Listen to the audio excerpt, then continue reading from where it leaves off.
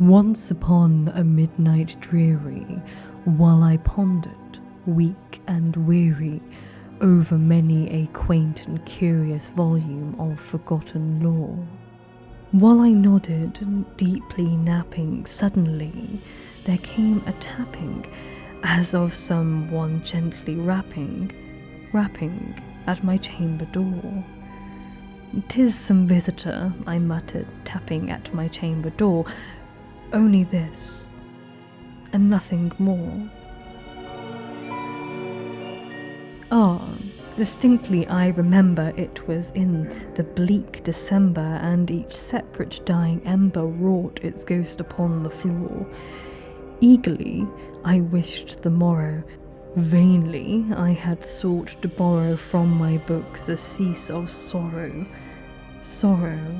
for the lost Lenore, for the rare and radiant maiden whom the angels named Lenore, nameless here forevermore. And the silken, sad, and certain rustling of each purple curtain thrilled me, filled me with fantastic terrors never felt before, so that now, to still the beating of my heart, I stood repeating, "'Tis some visitor entreating entrance at my chamber door, some late visitor entreating entrance at my chamber door.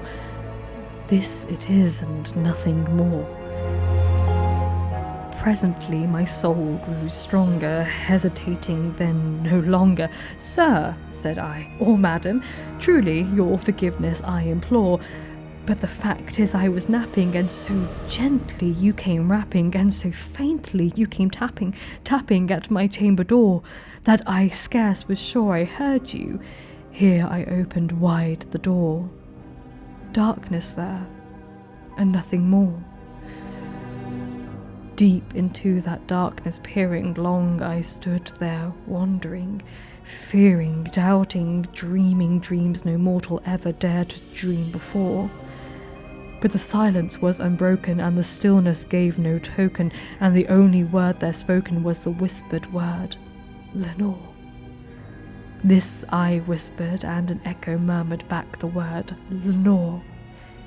Merely this, and nothing more. Back into the chamber turning, all my soul within me burning. Soon again I heard a tapping somewhat louder than before. "Surely," said I, "surely that is something at my window lattice. Let me see then what thereat is, and this mystery explore. Let my heart be still a moment, and this mystery explore. 'Tis the wind and nothing more." Open here I flung the shutter, when, with many a flirt and flutter, in there stepped a stately raven of the saintly days of yore. Not the least obeisance made he, not a minute stopped or stayed he, but with mine and lord or lady perched above my chamber door. Perched upon the bust of Pallas just above my chamber door. Perched and sat, and nothing more.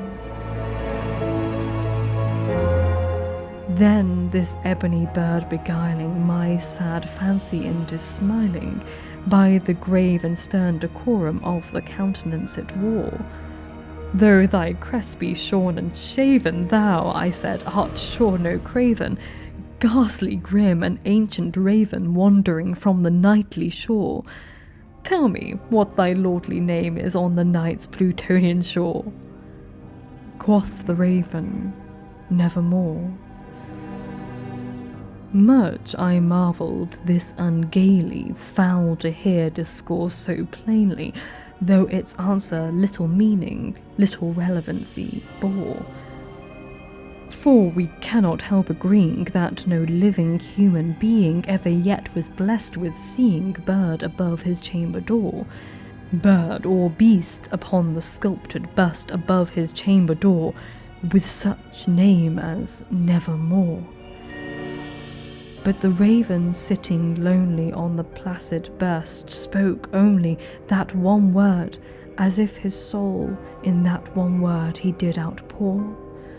Nothing farther than he uttered, not a feather then he fluttered, till I scarcely more than muttered, "Other friends have flown before.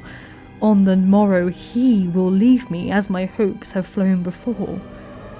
Then the bird said nevermore.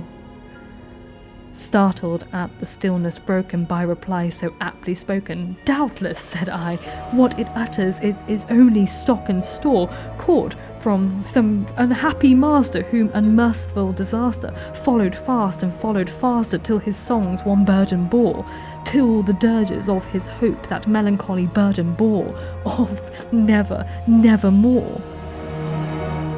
But the raven still beguiling all my fancy into smiling, straight I wheeled a cushioned seat in front the bird, and bust and door. Then upon the velvet sinking, I betook myself to linking fancy under fancy, thinking that this ominous bird of yore, what this grim, ungainly, ghastly, gaunt, and ominous bird of yore meant in croaking nevermore.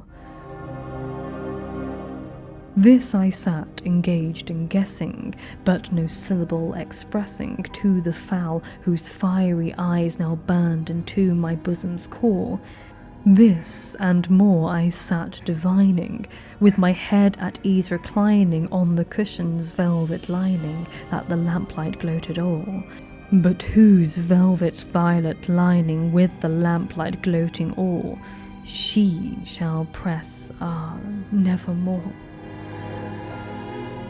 Then, methought, the air grew denser, perfumed from an unseen censer swung by seraphim whose footfalls tinkled on the tufted floor. "Wretch," I cried, "thy God hath lent thee, by these angels he hath sent thee respite, respite and nepenthe from thy memories of Lenore. Quaff, oh quaff this kind nepenthe and forget this lost Lenore." Quoth the raven, "Nevermore." "Prophet," said I, "thing of evil, prophet still, if bird or devil, whether tempter send or whether tempest toss thee here ashore, desolate, yet all undaunted, on this desert land enchanted, on this home by honour haunted, tell me, truly I implore, is there balm in Gilead? Tell me, I implore." Quoth the raven, "Nevermore." "Prophet," said I, "thing of evil, prophet still, if bird or devil, by that heaven that bends above us, by that God we both adore, tell this soul with sorrow laden, if within the distant Aidenn it shall clasp a sainted maiden whom the angels name Lenore. Clasp a rare and radiant maiden whom the angels name Lenore." Quoth the raven, "Nevermore." "Be that word our sign of parting, bird or fiend," I shrieked, upstarting, "get thee back into the tempest and the night's Plutonian shore. Leave no black plume as a token of that lie thy soul hath spoken. Leave my loneliness unbroken. Quit the bust above my door. Take thy beak from out my heart, and take thy form from off my door."